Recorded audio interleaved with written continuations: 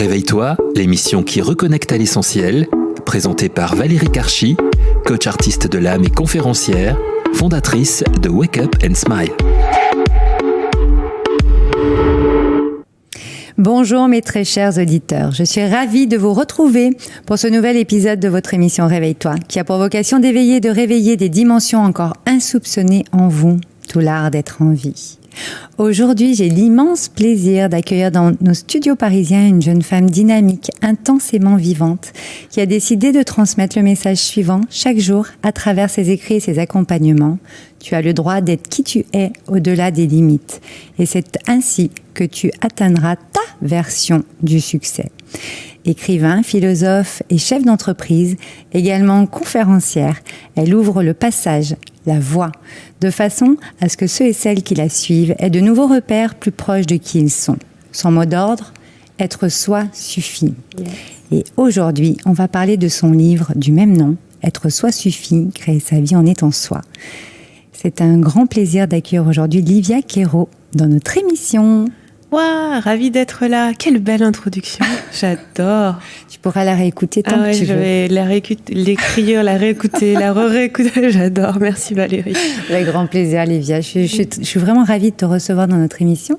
Je te suis depuis quelques temps. Il y a énormément de personnes qui te suivent sur Instagram, sur tes réseaux, grâce à tout ce que tu écris chaque jour. Tu nous écris chaque jour, donc on a vraiment beaucoup de chance, nous aussi. Et on va commencer l'émission avec le rituel qu'on a avec chacun des invités qui passent derrière le micro dans l'émission Réveille-toi, l'émission qui reconnecte à l'essentiel. J'aimerais te poser cette question. Quel a été ton plus beau réveil ? Alors, ça va finir en histoire sexuelle, cette affaire. Tu veux dire. Allez me dire plutôt cette question. Elle est bien cette question parce que tu as compris qu'il y avait quand même plusieurs sens, donc c'est toi qui vois. Alors, si je suis tout à fait honnête, mon plus beau réveil, en général, c'est entre des grands bras musclés avec le soleil qui caresse mon visage. Si je suis honnête, c'est la première chose qui me vient.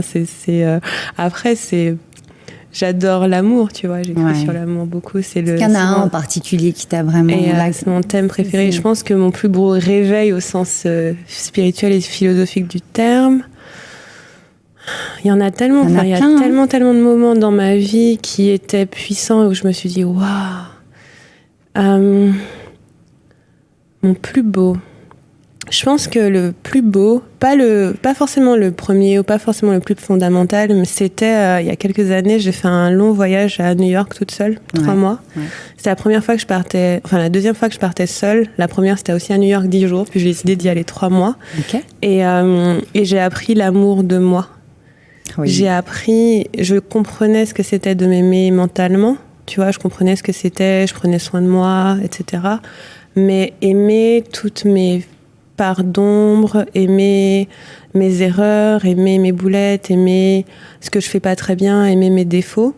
Je l'ai appris à ce moment-là et j'ai passé 3 mois quasi seule à beaucoup marcher, à manger des bonnes choses, à découvrir des endroits et il y avait vraiment ce côté j'apprends à m'aimer. Tu vois, j'apprends à m'aimer en entier, j'apprends à aimer mon corps, j'apprends à aimer mon âme, j'apprends à aimer qui je suis. Parce que les années précédentes, même si j'avais déjà lancé ce business et je venais de finir l'écriture de ce livre, il n'était pas encore sorti. Okay. Je comprenais ce que c'était de prendre soin de soi et de s'aimer, mais je ne l'avais pas encore incarné. Voilà, tu l'avais pas l'avais pas vécu et là, dans la matière. Contre, je l'ai vécu et j'ai appris beaucoup à poser des limites, à dire non, à être exigeante aussi. Tu vois, je n'étais pas tellement exigeante avant. J'étais très... Je tolère. Là, je suis devenue hyper exigeante. Tu passais dans tes limites, en fait, et t'arrivais en zone rouge sûrement très vite, souvent, c'est ça ? Ouais, souvent, et je me conformais beaucoup encore. Pas tellement dans ma vie professionnelle, mais dans ma vie personnelle. Et là, ça a tout changé. Tu vois, je me rappelle de beaucoup de moments où j'étais, sur le pont de Brooklyn ou en haut d'un très haut immeuble et je me disais, waouh. Ouais, donc je dirais que c'est là, le plus beau ou qui a vraiment changé ma vie, qui m'a mis sur le chemin où je suis maintenant, ce serait ça, ouais. Dans cette étape de vie-là. Yes. C'est très intéressant parce que c'est vrai que la solitude, c'est un grand sujet, justement. Donc, que tu nous parles de ce moment de ta vie où tu t'es retrouvée vraiment quasi seule pendant 3 mois, c'est ce que tu viens de nous dire. C'est ça. Il y a beaucoup de monde à qui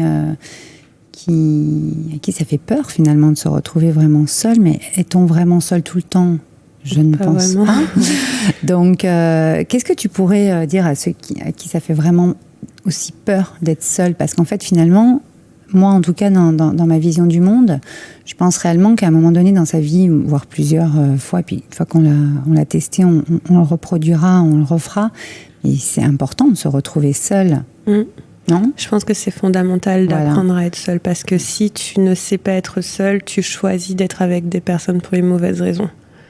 De façon très pragmatique, la peur d'être seul peut nous pousser à tolérer beaucoup de choses qui sont pas bonnes pour nous. Et pour moi, la peur d'être seul, c'est la voie directe pour la toxicité, tu vois, dans les relations. Je suis d'accord avec ça. C'est automatique. Alors que quand tu sais être seul, quand tu sais apprécier la personne que tu es... Moi, je m'ennuie tellement pas quand je suis toute seule. Il y a un monde intérieur, il y a beaucoup de choses qui se passent, mais aussi, ma vie en elle-même, elle est intéressante. Ouais. Et donc, apprendre à être seul, c'est aussi apprendre à se construire une vie qui est forcément connectée avec les autres, mais qui est indépendante quelque part de... Ben voilà, ton bonheur, finalement, il vient de ton intérieur. Et ça, tu l'apprends pour moi que quand tu sais être seul. Si tu ne sais pas être seul, si tu ne sais pas prendre soin de toi par toi-même, tu vas attendre que les autres le fassent. Bah oui, et tu donc, vas attendre de l'extérieur, tu vas avoir beaucoup d'attentes extérieures qui ne seront pas forcément remplies. Ouais. Ça peut créer beaucoup de tensions, du ressentiment. Et je pense qu'on est on est des humains plus agréables quand on sait être tout seul. Parce que du coup, on ne pose pas notre poids sur les autres. Et ça, pour moi, c'est fondamental. Si vous avez jamais passé de temps seul, prenez 1 mois et isolez-vous. Et j'étais seule, mais en même temps, j'étais à New York, bien tu sûr. vois. Puis les gens te parlent quand t'es seule. T'as pas remarqué ? Donc j'étais complètement entourée. J'étais entourée. Il y avait de la vie partout. Sauf que le soir, quand je rentrais, j'étais avec moi-même. Quand je me posais dans un bar, je suis seule et je dois faire tous mes choix par moi-même, sans prendre en compte personne d'autre. Et là, t'es obligée de regarder en toi. Ok, qu'est-ce que je veux faire là ? Et qu'est-ce que je veux faire là ? Est-ce que je veux aller là ? Parce que quand tu as d'autres gens avec toi, tu peux tout à fait te reposer sur eux. Oui, ou tu es influencé aussi, non ? Complètement, ouais. On croit que non, mais finalement, on est tout le temps influencé. Et puis tu peux te mettre en roue libre et pas réfléchir et juste te laisser porter par la vie. Et un jour, tu te retrouves au milieu de je ne sais quelle circonstance et tu te dis « Ah, comment j'en suis arrivée là ?» Si tu te laisses porter par les désirs des autres, forcément, tu te perds un peu. Et la vie va t'arrêter à un moment donné, ou en tout cas te freiner suffisamment pour que tu arrives à le voir. Normalement, oui. En fait, plus tu es, pour moi, connecté à ton intuition et ta spiritualité, plus la vie te met des stops très rapidement. Voilà. Donc moi, si je dévie de même 1 millimètre de ce que je suis censée faire, il y a un retour de bâton très puissant. Au fur et à mesure qu'on est connecté à ça, c'est de plus en plus difficile. C'est vrai. De faire semblant, carrément. C'est très beau, Olivia, merci. Alors, justement, là, dans le livre, tu commences un petit peu l'histoire des élections américaines, là où tu avais lancé un article à ce moment-là. Et en fait, sans faire exprès, mais c'est juste toi, être soi suffit, à commencer comme ça. C'est pour ça que je voulais quand même en parler rapidement. On laissera bien sûr nos très chers auditeurs découvrir ton livre parce qu'il est vraiment très riche et d'une grande richesse. Tu abordes énormément de points fondamentaux. Donc on va en parler un petit peu durant cette émission. Tu reviendras peut-être nous parler d'autres points parce qu'on avait grand plaisir. Très chers auditeurs, dites-nous ce qui vous intéresse aussi comme sujet sur d'autres émissions avec Livia. Ça nous fera très plaisir d'en enregistrer d'autres. Tu commences donc par cette petite anecdote que finalement, j'y reviendrai un petit peu en fin d'émission, mais que finalement, être soi suffit. Après, il y a tout un cheminement qu'on découvre dans le livre, dont on va parler un petit peu, mais quand c'est notre business et qu'on écrit dans notre business, finalement, le marketing, est-ce que c'est vraiment... Est-ce qu'on doit vraiment appliquer du marketing ou pas ? Moi, je ne pense pas, mais en tout cas, on pourra peut-être en parler en fin d'émission. On va parler un petit peu plus business tout à l'heure, mais tu parles de l'engagement envers la vérité, de vivre sa vérité. Et qu'en fait, dans cet ouvrage, je vais lire un petit peu aux auditeurs, mais tu as un leitmotiv de cet ouvrage. Alors attends, je vais l'attraper pour je puisse en fait, en parler. Ça fait 2 ans que je l'ai écrit et du coup, c'est des surprises pour moi quand il sort les phrases. Oui, mais comme c'est toi. Oui, après, normalement, je suis censée me rappeler. En fait, voilà, page 25, tu parles de ton engagement qui est envers la vérité, vivre sa vérité, dire sa vérité. Oui. Moi, je dis souvent que nous avons chacun notre vérité, donc ça ne sert strictement à rien de commencer à essayer de convaincre tout le temps les autres, ceux qui veulent tout le temps convaincre, ou en tout cas qui pensent que leur vérité, c'est celle que tout le monde devrait avoir, font complètement fausse route, parce qu'à un moment donné, chacun a sa vérité. Il faut aussi avoir l'indulgence envers soi-même et envers les autres, de respecter la vérité de chacun. Et puis après, si on a des personnes qui, leur vérité est plutôt toxique pour nous, on s'en éloigne. Puis si elle est plutôt nourrissante et plutôt élévatrice, on va faire de belles co-créations et on va faire plein de belles choses. C'est ça. Et donc tu parles dans ce petit passage-là que chaque jour, le message que tu transmets, être soi suffit, le leitmotiv de cet ouvrage était divisé en 3 parties. Donc en fait, c'est les parties aussi du livre. Donc c'est pour ça que je voulais en parler tout de suite. La première, c'est que tu vas montrer dans le livre comment être soi. Essayer, du moins. La deuxième, c'est vrai que tu nous partages une série de routines et d'exercices. Moi, j'en ai... il y en avait plein des tops, donc je parlerai peut-être d'un, là, si on a le temps, on va voir. Si tu m'autorises bien sûr à le dévoiler. Oui. Et dans la troisième partie, c'est comment réussir. Et là, on part vraiment sur une partie un peu plus business, puisque tu es chef d'entreprise aussi, avant tout aussi. Et moi, je ne vais pas m'étaler trop sur cette partie dans cette émission, en tout cas, parce qu'on est vraiment dans une émission... Réveille-toi, c'est vraiment pour aller à l'essentiel. Donc, être soi suffit, on va vraiment à l'essentiel. Tu en parles dans le livre à différents moments. Et justement, qu'est-ce que c'est que d'aller à l'essentiel, finalement ? Ouais. Comment tu t'es rendu compte, toi, que être soi suffit, tu vois ? En fait, c'est un cheminement. Et encore aujourd'hui, quand je me répète la phrase, je la vois sous plein d'angles. Et beaucoup de personnes diront la même chose, que quand tu te la répètes dans certains contextes, tu te dis « ah oui, ah oui, ah oui ». Et c'est venu par un concours de circonstances. Je me rappelle que j'avais lancé... Alors, très factuellement, j'avais lancé mon premier programme en 2015 et ça a été mon premier succès, entre guillemets. J'avais jamais gagné autant d'argent avant et c'était assez magique. Et j'ai eu un moment de crainte où je me suis dit, mais plus jamais je pourrais le refaire. Et donc, il faut que je réfléchisse à des techniques marketing, que je commence à me... Le mental ? Le mental a commencé. Donc, je commence à me dire, OK, comment on réplique ça ? Qu'est-ce que j'avais fait avant pour le refaire, etc. Et j'avais eu une conversation avec ma mentor à l'époque, et maintenant une amie, Céline Bourra, que je mentionne dans le livre. Et elle avait une société qui s'appelait Le Luxe d'être soi. Et à l'issue de cette conversation, je me suis dit, mais en fait, être soi, ça suffit.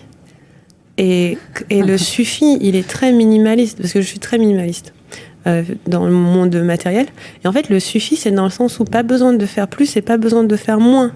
Il n'y a pas de... C'est vraiment, il y a un calibrage tête d'épingle, en fait, à être dans ton unicité, finalement, non ? Voilà, c'est ça, t'es vraiment là où tu dois être, comme tu dois être, et il n'y a pas à faire ni plus, ni moins, ni autrement. Et pour moi, c'est ça, quand on parle d'essentiel, c'est que si... et il y a toute une partie sur ce que ça signifie être soi, parce que j'ai posé la question à des lectrices, et c'est vraiment à chaque instant, à chaque moment, qui je suis là maintenant. À l'instant présent. Qui je suis, c'est comment je me sens, qu'est-ce qui se passe en moi. Et tu parlais tout à l'heure de ce désir de dire et vivre sa vérité. En fait, c'est une quête de chaque jour, parce que je peux pas dire que je suis quelqu'un qui est tout le temps dans sa vérité. Ce serait vraiment merveilleux et peut-être un peu grave, mais oui, tu vois. Mais c'est tout le cheminement de notre incarnation quand même. Donc j'essaie, et je peux dire que j'essaie de dire la vérité, et par moments, je réalise a posteriori qu'il y a des moments où je me mentais un peu, et donc je me recalibre. Et c'est un petit peu ce chemin-là qui est le mien, qui est celui de tous les jours, regarder ce qui est vrai en moi et le partager. Et c'est toute la base de mon écriture et ma société, c'est tout. En fait, moi, tu vois, là, je tombe sur une page que j'ai pris quelques notes de ton livre, bien entendu, et t'as une partie qui dit quand être moi ne suffit pas, est-ce que je suffis quand même ? C'est ça. Adoré. J'ai adoré parce que c'est bien de se la poser et de se remettre en question soi-même. C'est beau, justement, je trouve ça très intéressant. Et de voir justement comment on vient jouer avec nos ombres et avec cette belle lumière qu'on a en nous. Hein. C'est ça. Et tu dis que finalement, parfois, on se sent vraiment nul ou on a l'impression en fait, que ce qu'on vient de faire, c'est pas forcément... Ouais, ou on a vraiment fait une connerie. Enfin, des fois, on a vraiment merdé, quoi. Effectivement, là, voilà. Ouais. Et en fait, c'est vrai que tu dis que en fait, là, c'est justement d'accepter parce que moi, tu vois, dans Wake Up and Smile, ce qu'on défend, c'est l'acceptation. C'est-à-dire que pour moi, c'est la bascule entre l'éveil et le réveil. C'est-à-dire qu'à chaque fois que tu acceptes quelque chose dans ta vie, tu vas avoir un réveil, alors plus ou moins grand. Yes. Mais en tout cas, c'est cette ouverture d'esprit du fait de pouvoir aller accepter des choses qu'il y a 2 ans ou 6 mois, tu n'aurais sûrement pas accepté, qui fait que tu t'ouvres et que tu t'éveilles finalement en conscience, dans le cœur, on appelle ça comme on veut. Donc, là, moi, j'ai trouvé ça hyper intéressant que tu dises que même quand être soi ne suffit pas, est-ce que je suffis quand même ?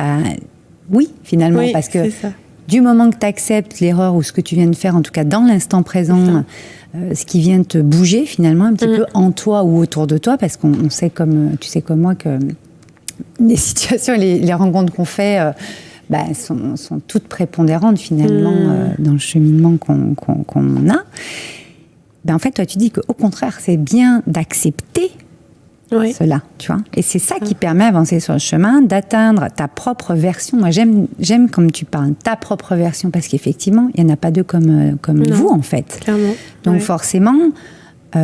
allons-y, relax, zen et total, comme tu le mets là dans ton livre, j'adore comme tu parles. De façon, tranquille. Voilà, parce qu'en fait, c'est notre version. Donc, c'est sûr que du moment qu'on va commencer à être soi, on le sait, hein, Livia, tu le sais comme moi, ta compagne, donc on le sait, on le voit tous les jours dans nos accompagnements, c'est qu'en fait, notre environnement va commencer à être modifié. Alors, soit de nous-mêmes, soit parce que... nous, on se réaligne, on commence à être nous, puisqu'on mettait des masques ou un personnage, donc forcément, l'extérieur va commencer à être modifié. Alors, les gens vont nous sortir souvent, oui, mais t'as changé. T'as changé, j'entends tout le temps celle-là. T'as changé, ou fait, pas. Non, moi je dis non, en fait, non. Parce que moi, je n'étais pas moi, donc forcément, t'as pas changé. Moi, je trouve que je suis la même personne depuis toujours. Enfin, les gens, ils disent t'as changé, mais moi, je le trouve pas. Par contre, je deviens de plus en plus moi. Mais j'ai pas changé, enfin... mais j'ai des amis que j'ai depuis que j'ai mon meilleur ami, je le connais depuis que j'ai 2 ans, il dira pas que j'ai changé. Non. Pour lui, j'ai pas changé. Non.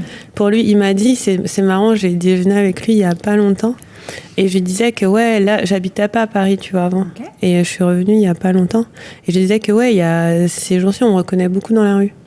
Et comme j'habitais au Portugal, on me connaissait pas là-bas. Et oui, on t'a suivi. Et là ici, et là ici à Paris, tous les week-ends quand je me balade, il y a 1, 2, 3 personnes qui me reconnaissent dans la rue. Je lui dis ouais. Et il me dit, mais Livia, et c'est mon meilleur ami, donc on se connaît depuis tout petit. Il me dit, mais Livia, nous on a toujours su ça de toi. On savait que ça allait arriver.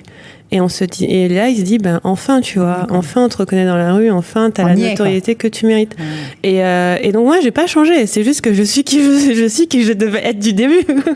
Mais pour mes meilleurs amis d'enfance, je suis exactement la même personne. C'est juste que je me révèle au monde plus.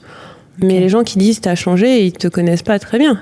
En général, c'est... parce que tu as bien voulu leur montrer ce que tu voulais finalement à ce moment-là de ta vie. Et c'est ce qui nous arrive à tous. Tu portais les divers masques. Les voiles qui s'enlèvent au fur et à mesure, des fois, c'est des grosses couches, en fait. Il y a 10 ans, où il y a quelques temps, c'était des grosses couches. Puis, en fait, on enlève les couches, on enlève les voiles. Donc, forcément, on ne change pas, finalement. Mais effectivement, pour les personnes, on ne peut pas leur en vouloir de dire ça. Parce qu'effectivement, ils ont la perception qu'on a changé. Ouais. Puisqu'ils ne nous voyaient pas comme ça, en fait. C'est ça. Et je sais pas si tu as remarqué, le t'as changé va souvent avec le fait qu'on pose plus de limites. Ah, mais qu'on se respecte et qu'on y soit. Oui, moi, j'ai bien remarqué. Personnellement, à chaque fois qu'on me dit t'as changé, c'est parce que je suis moins tolérante qu'avant. C'est pas que t'es moins tolérante, en tout cas, moins tu laisses moins les gens aller dans tes limites et dans ta zone rouge. Moi, j'appelle ça. Je laisse moins les gens rentrer dans mon énergie et je suis plus vigilante sur qui rentre. C'est ça. Alors qu'avant, les limites elles étaient un petit peu fluctuantes. Là, elles sont hyper claires. Et donc, on te dit, t'as changé, mais en fait, t'es en train de te respecter davantage, comme tu dis. C'est exactement ça. Ouais. Donc, poser ses limites, notre société nous renvoie que qu'on doit être dans des cases, etc. Le problème, c'est quand on commence à en sortir, c'est qu'en fait, on se rapproche on commence à devenir qui on est vraiment, finalement, et à se révéler. C'est très dur, hein. C'est pour ça, moi, que j'anime cette émission, pour justement qu'on puisse avoir des débats magnifiques comme on a là, pour que ça opère un peu des prises de conscience pour nos très chers auditeurs, parce qu'en fait, ce genre de discussion, nous, on a la chance d'en avoir tous les jours, Livia, mais c'est pas le cas de tout le monde dans leur vie. Hein. Et nous, il faut aussi qu'on ait le courage de venir parler de certaines choses qui ne sont pas forcément bienvenues pour tout le monde dans leur conception aussi du monde, dans leur vision du monde. Mais là, par exemple, effectivement, le fait... Moi, je dis toujours aux personnes que j'accompagne, à partir du moment où on va vous dire que vous avez changé, c'est que ça y est, on est en train d'arriver à ce qu'il faut. Ouais, c'est ça. Parce qu'en fait, c'est là qu'on va, quoi. Mais je pense qu'il y a une peur du rejet aussi à être soi. Tu vois, on se dit que si je deviens moi, si j'accède à qui je suis, alors les gens qui me connaissent, ils vont me rejeter. La vérité, c'est que certains vont partir. Moi, c'est une chose que j'ai vue et que je transmets, qui est qu'il est fort probable que tout le monde dans votre entourage ne suive pas. Oui. Mais moi, j'ai une métaphore en ce moment qui est que je suis dans un train qui avance très très vite. Soit tu montes dedans, soit tu montes pas dedans. C'est marrant, le train. Je l'apprends celle-là aussi. Ouais. Et j'ai dit, le train passe dans les gares. Tu montes, mais si tu veux pas, tu montes pas, c'est pas grave. Mais moi, je ralentis pas. Voilà. Et ça, c'est... les gens nous freinent souvent. C'est pour ça aussi qu'il y a ça. Le train, c'est une très très belle image. Et pour moi, ce qu'on fait souvent, c'est qu'on s'arrête hors station pour laisser monter, laisser monter, mais ton train, il va pas là où il doit aller. Et moi, là, j'ai... dans ma dernière transition, je me suis dit, moi, je suis un TGV et si tu veux monter, tu montes. Et de temps en temps, je m'arrête à la gare, tu as 2 minutes pour monter, mais si tu veux pas monter, tu montes pas. C'est pas grave. Moi, je continue d'avancer, tu vois. Et ça, on l'a dans tous nos domaines de vie. Moi, je vois que dernièrement, c'était en couple. J'avais quelqu'un, moi, qui me freinait clairement et je m'en étais pas rendu compte. J'ai dit non, en fait. Donc, c'est non. Ça peut être dans le boulot. On a un boulot qui, en fait, nous éclate au début, mais finalement... est-ce que 2 ans ou 10 ans après, on a toujours cette même vibration, tu vois, cette envie qui nous permet d'être en vie, justement, et d'être en mouvement et de faire plein de trucs et d'être vraiment sur son alignement. L'être humain, il est quand même, c'est un être créateur, tu es d'accord avec moi, on est des artistes, donc tout le monde est artiste. On est tous là pour créer. Voilà. Et pour moi, il y a cette idée que aussi tout ce qui dans ta vie ne favorise pas que tu deviennes encore plus toi, n'est pas bon. On est bien d'accord. Tu vois, donc une relation dans laquelle je parle pas de pouvoir être toi, je parle de devenir encore plus toi. Une relation amoureuse où tu deviens pas encore plus toi, c'est pas assez. Un boulot, tu deviens pas encore plus toi, c'est pas assez. Tu vois, un environnement, pour moi, c'est ça notre standard. C'est ça qu'il devrait être. C'est pas... La société nous dit l'inverse. Donc forcément, c'est à nous de casser aussi ce qu'il y a à casser. Exactement. Et parfois, on nous tolère. Par exemple, moi, on m'a déjà dit qu'on me tolérait, tu vois. Non, c'est pas assez. Je peux pas vivre avec ça. C'est toxique quand même. On me tolère, ça veut dire quoi? Par contre, si je suis dans un environnement qui favorise que je sois encore plus moi, alors je sais que je suis au bon endroit. Et ça, c'est très très important de le prendre comme standard, parce que je vois moi, je parle beaucoup à des femmes, il y en a beaucoup qui se contentent de beaucoup moins que ça. Complètement. Tu vois. Et pour moi, là, c'est minimum. Si une relation, un boulot, un projet, un bouquin ne me fait pas accéder encore plus ma vérité, il y a autre chose que je dois faire, tu vois. J'ai autre chose à faire. Après, t'as une partie du livre aussi où tu parles... de la peur de manquer, en fait. Carrément. J'ai trouvé ça intéressant parce qu'en fait, notre société nous pousse en fait à la peur de manquer. C'est le moteur principal de notre société finalement. T'en parles très très bien dans le livre. Alors, on laissera aussi nos auditeurs découvrir, mais la peur de manquer, à un moment donné, on a quand même tout en nous, quoi. Ouais, donc, c'est ça. Normalement, c'est impossible de manquer de quoi que ce soit, parce que par exemple, moi je parle beaucoup d'argent dans le livre parce que c'est l'objection numéro 1 qu'on me sort à... je dis aux gens, fais ce que tu as envie. Ouais, mais comment je gagne de l'argent? Je fais, vous savez quoi, j'ai mis le tiers du bouquin dessus, qu'on ne me vienne plus de me poser des questions sur comment on gagne de l'argent, parce que c'est vraiment pas le plus dur, quoi. Et du coup, sur la peur de manquer, il y a ce côté... qu'est-ce que je voulais dire? En fait, la peur de manquer, elle vient de la sensation qui est complètement aberrante que si tu deviens plus toi, alors on va t'enlever quelque chose, mais ce n'est pas logique. Non. Tu vois, ce n'est pas logique que parce que tu exprimes la personne que tu es moins. Oui. Et on étant la société, je sais pas, on nous a fait croire que se conformer, rentrer dans un cadre, c'était le meilleur moyen d'être en sécurité. Mais ça, c'est une situation de survie, c'est pas la vraie vie. Non. En survie, tu fais un job que tu détestes, tu restes dans une relation que tu détestes parce que tu reçois un salaire tous les mois et parce que t'es pas seul. Oui, ok, ça fonctionne. Mais est-ce que c'est vraiment ça, vivre sa vie pleinement ? Je sais pas. Et en fait, sincèrement, à chaque fois que j'ai cette conversation avec des gens qui peut-être débutent sur le chemin d'être eux-mêmes, il y a ce truc de oui, mais comment je fais pour manger, comment je fais pour avoir de l'argent, et je sais, mais l'argent c'est illimité. Donc si tu commences, déjà il faut sortir de ce cadre où la personne que tu es ne gagne, en gros exprimer qui tu es te rend fauché, c'est une croyance dingue. Mais c'est que ça en fait, dans notre société, on travaille sur nos croyances limitantes parce qu'elles nous limitent clairement. Alors que c'est l'inverse. Pour moi, la vraie abondance, si tu veux être quelqu'un de très riche, je vous parle à toutes les personnes là qui veulent plein d'argent, soyez vous-même. C'est pas la peine de faire autre chose. C'est le moyen le plus rapide. Et quand je parle de très riche, c'est si vous voulez gagner des dizaines de milliers par mois, des centaines de milliers par mois, des millions par mois, soyez dans votre talent et dans l'expression la plus pure de qui vous êtes. C'est le moyen le plus rapide. C'est pas en restant salarié dans un boulot nul que ça va arriver. Voilà. Non, tu parles de l'entrepreneuriat justement dans cette partie-là, oui, et tu fais même une proposition un peu folle, mais la folie, c'est ce que tu marques au tout début du livre en hommage à ta maman, que tu as. Moi, j'ai beaucoup aimé parce que tu mets donc à ma mère Madly, qui m'a appris à vivre follement. Ouais. Parce que son nom veut un peu dire. Son nom veut dire que Madly, c'est follement en anglais. Bah oui, Mad. Oui. Ouais, Madly, c'est ça. Et donc du coup, ma mère, elle est un petit peu comme ça. Je l'aime bien. Oui, mais finalement, être soi, c'est être artiste, c'est justement pas forcément comprendre tout ce que l'autre va faire ou être. Parce qu'en fait, c'est dans son imaginaire, dans son imagination et dans les messages qu'il reçoit, son intuition, qu'est-ce qu'il ressent, dans sa vibration unique et inestimable. Hein, t'en parles, toi, incomparable et parfaite. Tu emploies ces mots-là. C'est ça. Moi, je dis souvent que c'est vraiment inestimable. C'est unique, inestimable. C'est comme un diamant qu'on est en train de tailler, quoi. Et en fait, être soi, c'est vraiment tailler son propre diamant. Enfin, on a été le chercher au fond de notre terre. C'est ça. Et on va aller le tailler comme nous, pour qu'en fait, chaque facette puisse refléter notre lumière, sa juste valeur à l'extérieur, finalement.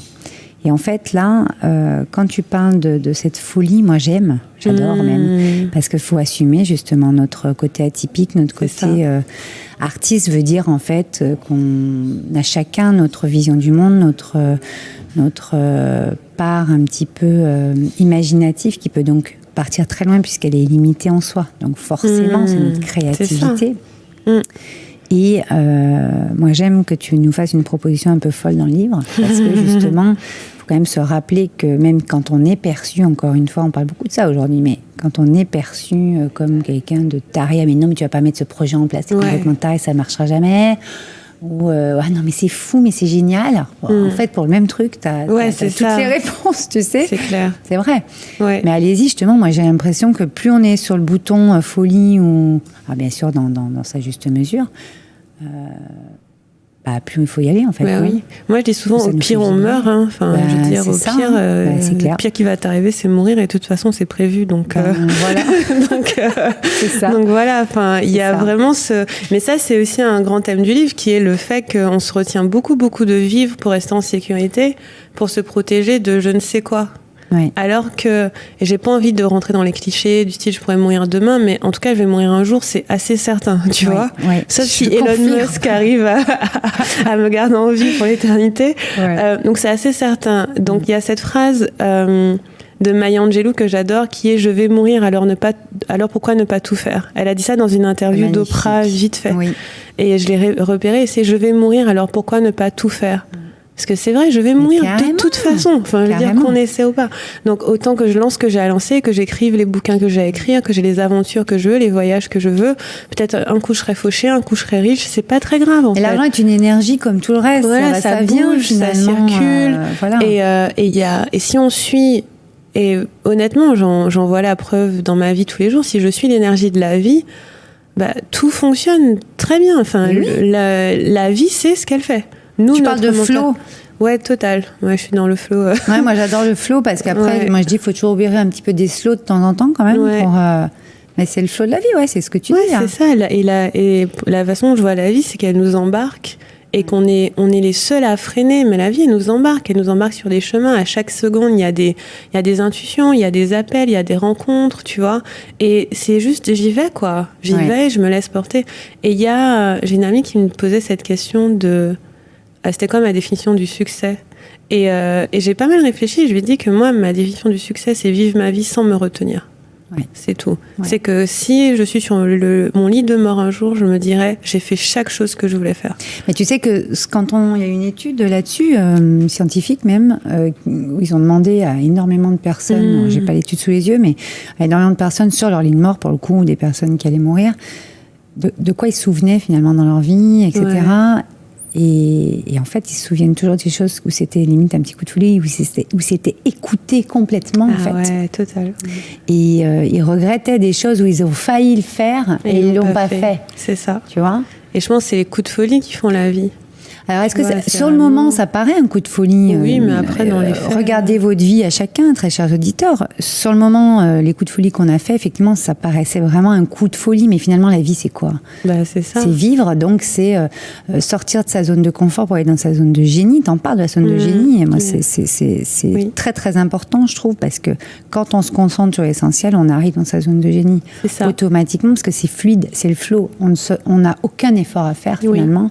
Et c'est finalement l'extérieur souvent qui vient nous faire travailler à l'intérieur, parce que nous, en fait, en soi, si personne nous avait rien dit, on l'aurait fait, quoi. C'est ça. T'es d'accord ou pas? Ou si la société nous avait pas dit faut être dans telle case ou celle-là, mais pas celle du milieu, ou pas la moitié-moitié, carrément. On l'aurait fait, non? Ouais. Pour moi, tu vois, on parle d'alignement aussi un peu dans le monde spirituel. Pour moi, ça vient par le tri. Faire ce qui est juste pour toi, ça vient par le tri. Parce que tu parles de l'essentiel. Oui. Et moi, mon essentiel, il vient par trier tout ce qui ne l'est pas. Je suis d'accord. Et dans le livre, je dis aussi que tout ce qui n'est pas fluide doit partir. C'est l'histoire de ma vie. C'est-à-dire que tout ce qui n'est pas fluide, je le laisse de côté. Et ça fait peur parce que il y a la peur de manquer qui vient. Personnellement, je l'ai pas. Je l'ai plus trop. Par contre, la peur que je vois qui vient de temps en temps, c'est la peur du regard des autres et la peur du rejet. Donc, tu dois naviguer ça.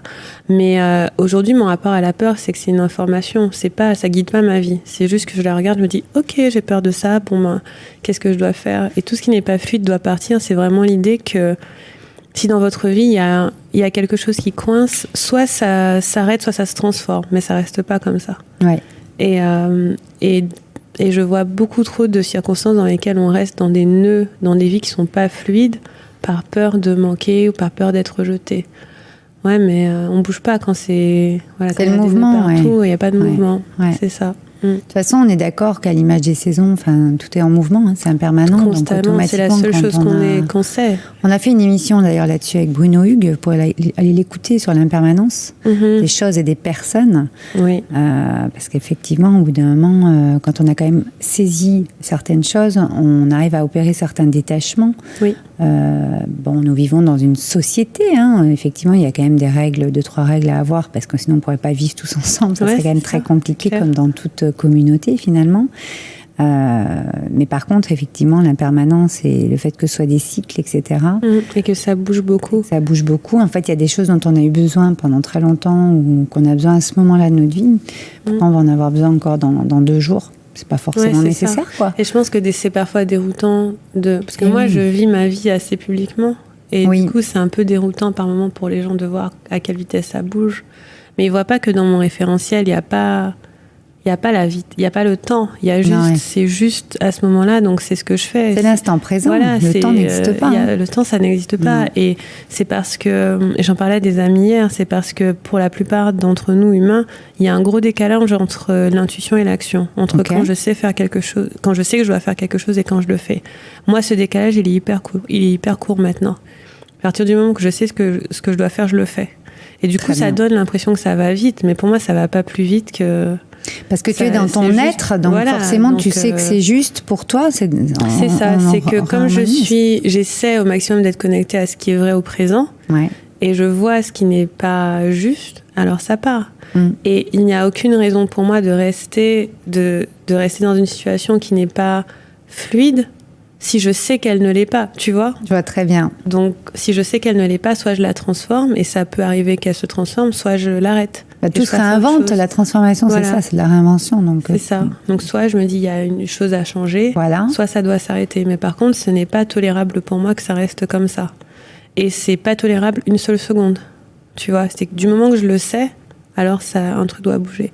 Et c'est ça qui donne l'impression aussi que ça va vite, ou un peu la folie, où les gens se disent « Mais attends, mais tu faisais ça, puis t'étais à tel endroit et maintenant t'es à tel endroit. » Oui, mais en fait, pour vous, ça paraît rapide, mais pour moi, c'est normal. Enfin, c'est le flot de la vie. Voilà, donc toi, tu le suis, en fait. La plupart des gens, finalement, ne le suivent pas, en fait. C'est ça, en fait. C'est ça qu'il faut se rendre compte. C'est que moi, je suis dans le TGV et puis ils sont à côté en train de marcher, peut-être, je sais pas.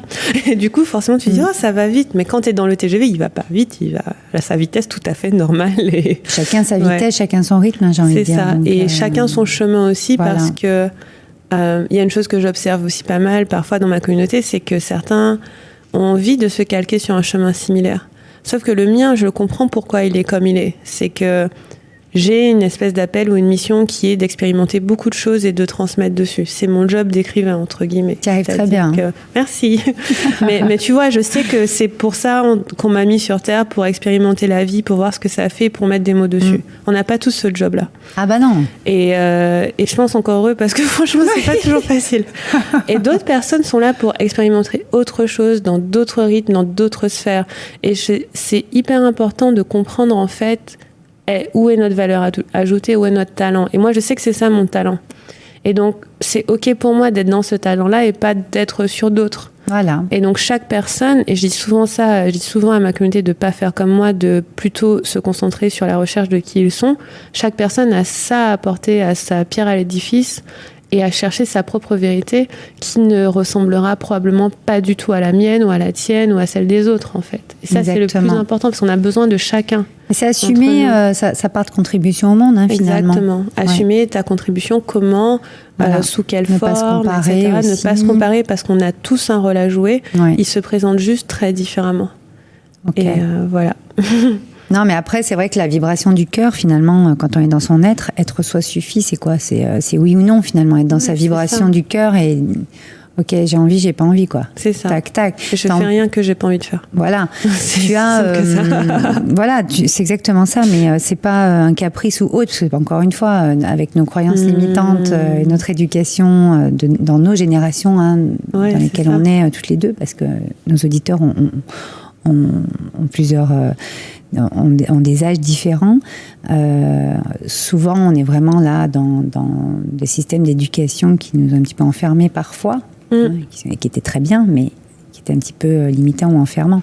Tu en parles justement, là je vais juste reprendre, puis on va terminer l'émission. Je vais juste reprendre le fait... Vite. Oui, je sais. Pourquoi on ne fait pas des émissions de 2 heures? Dites-nous ce que vous avez envie dont on parle, en fait. La prochaine fois, Livia, on va la faire revenir. J'ai 2-3 sujets à aborder avec toi, je pense, qui intéresseront nos auditeurs. Mais si vous avez en commentaire possibilité de mettre ce qui vous intéresse dans ce dont on a parlé, n'hésitez surtout pas. En fait, en page 118, tu as un préambule numéro 2, se concentrer sur l'essentiel, pourquoi faire. Et en fait, tu donnes, on va dire, 3 points qui, moi, m'ont beaucoup parlé. Tu dis ne faire que ce que tu as envie et de faire, tu vas le faire. Voilà. Ensuite, tu parles être qui tu as envie d'être. Donc, on est vraiment sur l'envie, être en vie. Quand tu as envie, tu es en vie. Ouais, c'est quand ça. tu as envie, tout est possible, quoi. Bien sûr. Nous, c'est ce qu'on dit souvent. Et le troisième, c'est quand on se concentre sur l'essentiel, tout s'aligne. L'essentiel, encore une fois, pour soi. Donc, c'est pour clôturer un petit peu ce chapitre désencombre-toi, savoir dire non. Parce que oui ou non, quand on a un non en soi, si on dit oui à l'extérieur, effectivement, c'est compliqué quand même, on n'est plus très en phase. C'est ça. Donc ça, je pense qu'on pourra en parler lors d'une prochaine émission. En tout cas, Livia, je vais te poser une petite question avant de dévoiler ton actualité. Quelle est ton astuce, ton inspiration, un petit conseil pour avoir le smile, pour le garder sinon? Qu'est-ce que tu nous dirais? Oh my God, tellement de choses. Déjà, je danse beaucoup, je danse tous les jours. Donc tous les jours, j'ai de la musique et je bouge et c'est vraiment... Et des fois, je danse dans mes stories, des fois, oui, j'ai vu ça, cool. C'est vrai. Donc je m'éclate beaucoup. Je dirais que mon astuce, c'est pas révolutionnaire, hein. J'ai beaucoup de gratitude, tout le temps. Très bien. Et j'ai pas de la gratitude ponctuelle... Tu vois, je trouve que c'est bien de tous les jours se dire j'ai de la gratitude pour 3 choses. J'ai de la gratitude à chaque instant. Parce qu'à chaque fois que... Tu sais, on dit il ne faut pas blâmer une contrariété. Et donc à chaque fois qu'il se passe des choses dans ma vie, dans le quotidien, même si c'est un petit peu dur, je bascule dans la gratitude très rapidement. Et j'ai une approche aussi qui est que je m'attends toujours au meilleur. Et comme je m'attends toujours au meilleur, c'est toujours le meilleur qui arrive. Voilà. Donc tu vois, je pense que ça... Allez, si c'était un secret qui est moins connu que la gratitude, c'est l'idée que j'ai cette croyance qui est que partout où je vais, je suis bien accueillie. Toutes les expériences que j'ai sont belles, tu vois. Et en fait, c'est vrai, c'est ce qui se passe. Partout où je vais, je suis bien accueillie. Toi, ici, je suis bien accueillie. Oui. Et j'y vais avec une bonne énergie qui fait que je la reçois en retour. Donc c'est vraiment partir dans la vie avec Vraiment, j'ai l'attente que tout se passe toujours bien. Tu vois ? J'ai pas l'attente de l'inverse. Et quand c'est l'inverse, je me dis, peut-être qu'il y a un truc intéressant à me dire. Tu vois, mais je pars toujours du principe que je serais bien, que je vivrais des belles expériences. Écoute, c'est très très beau. Prenez-en une belle inspiration. En tout cas, merci Livia. Merci à toi. Alors au niveau de ton actualité, tu as donc ton livre dont on a parlé aujourd'hui. Et je vous invite vraiment à aller le commander. Je vous mettrai le lien dans le descriptif. Donc, Être soi suffit, créer sa vie en étant soi aux éditions Erol de Livia Quero. Oui. Et puis, tu as sorti il y a quelques mois également un roman d'amour avec du sexe dedans, comme tu me dis, qui s'appelle « Je ne sais pas être une femme ». Donc, c'est le tome 1 qui s'appelle « Ella ». C'est ça. Donc voilà, ces 2 livres, on peut te retrouver. Voilà, on peut te retrouver de toute façon. On peut retrouver tout ce que tu nous proposes et tous les accompagnements, tous tes livres, tous tes écrits, bien entendu, sur ton site liviaquero.com. J'en mettrai en descriptif également. Et puis voilà, je vous invite à la suivre sur Instagram et même à s'abonner à sa newsletter, puisque tous les jours vous aurez des. Tous les jours, j'envoie un mail tous les matins à 7h. Waouh! Alors là, et honnêtement, j'ai des accros. À chaque fois que j'arrête de les faire, j'ai des mails de menaces. Livia, quand est-ce que tu reprends? Donc ouais, vous pouvez vous abonner et tous les matins, on envoie un texte à 7h du matin. Super, Livia. Mais écoutez, en tout cas, pour le mot de la fin, mais j'ai envie de vous dire, être soi suffit. Et c'est ça, tout l'art d'être en vie. Vous découvrirez dans le livre, vous me direz si vous êtes plutôt pilule bleue ou pilule rouge. Ouais. Donc, je vous laisserai découvrir ça dans le livre en tout cas.